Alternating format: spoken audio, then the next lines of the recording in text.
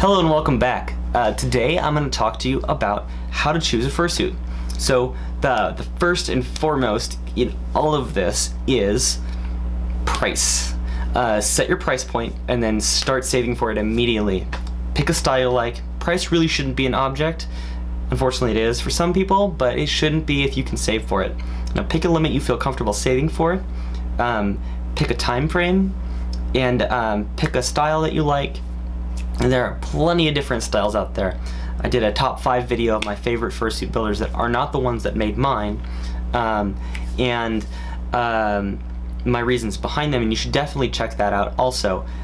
But on with style specifically, that is pretty common to most fursuit builders is, do you go with digigrade or do you go with straight leg? Do you go with a toony eye or do you go with a realistic eye? Do you go with 3D or do you go with standard flat eyes? Those typical things. Alright, so when it comes down to it, it's really simple. Digidegrade is completely aesthetic. It adds a little bit of padding, which will actually make you a little bit warmer, and they can be kind of cumbersome if you're not used to it. Once you're used to it, it gets a little easier, but non-digigrade are really good if you want to be dancing in suit. If you want to be dancing in suit, you have a lot more maneuverability, a lot more flexibility, and trust me, when I do the dancing videos that I have done and the ones that I've posted around the area on YouTube,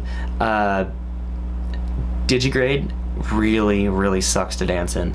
However, if you get really good at it, it's really impressive and it can really show, but it's very difficult for maneuverability and heat. So non-digigrade legs are highly advised if you want to be a dancer and you want to dance in suit. Now, it really ends up boiling down to aesthetics at the very end of it. You can do dancing in either. It's a matter of preference. Digigrade sometimes costs more, and non-digigrade sometimes doesn't cost anything. So the other aspect of that is the head. Now, do you go with a toony eye, or do you go with a follow me eye, or do you go with standard realistic? Now, my advice is, if you pick one particular style with a head, toony, semi-toony, realistic, follow through with the rest of the suit. That is just the kind of a given, right? So with the toony, they're typically flat plastic eyes. You have to do a little bit more emoting and actions to get the point across. Now you'd move your head a little bit differently than you would. However, if it's your first suit, I kind of recommend that you do with that, because you get an idea about what it's actually like. I highly recommend people who get their fursuits get a very basic first fursuit. No fans, no fancy electronics, no crazy accessories or anything like that. Just get a basic suit, and then the next one you know exactly what you're gonna want.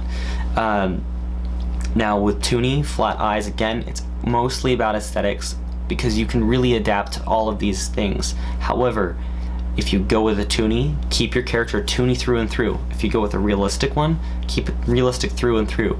Don't get a plastic nose if you're gonna go with a realistic design. Go with a silicone nose. It's softer, it's molded, it looks more realistic. Go with the realistic molded teeth. Don't just go with a standard like sculpey foam. Like follow through. The whole thing has to follow through. Otherwise it can look a little bit off, or it won't be quite, I think, to what you were expecting. So this is all fine and dandy and all, but what it really boils down to is like all of it, the grand scheme of it is, how do you want to use it? How are you going to be using this? It's all yours. So this is a big decision that you are going to make, and it's not a decision that I can tell you how to do, but these are my advice on how to choose everything. So people fursuit for different reasons. Some people have different meanings behind their fursuiting. Some people want a public suit. Some people just want to be famous on Twitter. Other people want to just go to cons.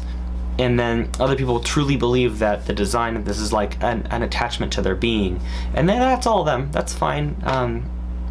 But again, follow through with the design, and keeping those things in mind. Have fun designing and planning out your fursuit. It's a great experience. You'll have a lot of fun, and I really welcome you to this whole experience of fursuiting. Now, I'm going to leave you with this one last question. Are you a dog person?